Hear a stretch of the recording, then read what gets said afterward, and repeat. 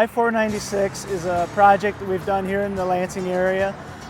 We've placed over 200,000 square yards of new concrete, which equates to about 9 lane miles of pavement. We started in March and we've wrapped up here in November.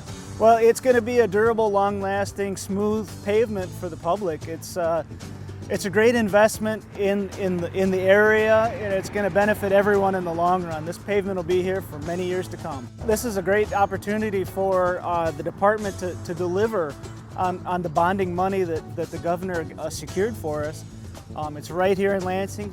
Like we talked about, the public's been driving through as we've been making progress.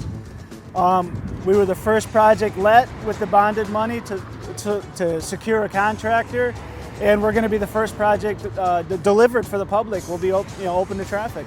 I think this is an exciting moment to show that the investments that we're making are long-term investments.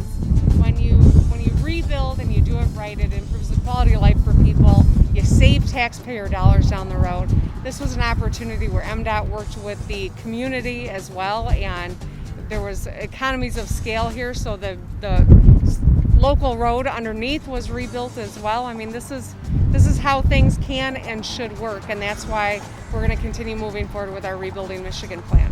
I want to say thank you to the governor, not just for coming out here to help us celebrate this, also to let her understand that the investment that she's made in us rebuilding our infrastructure is something that we at MDOT have been looking forward to for a long time. This was supposed to be a $60 million project, and we're getting it done for roughly $50 million. This is one of those roadways that we've been kind of bandaging for a long time. To be able to have the opportunity to actually rebuild the whole freeway is something we are, as I mentioned, been looking forward to. And we thank the governor for that. Thank you, MDOT. You guys are amazing.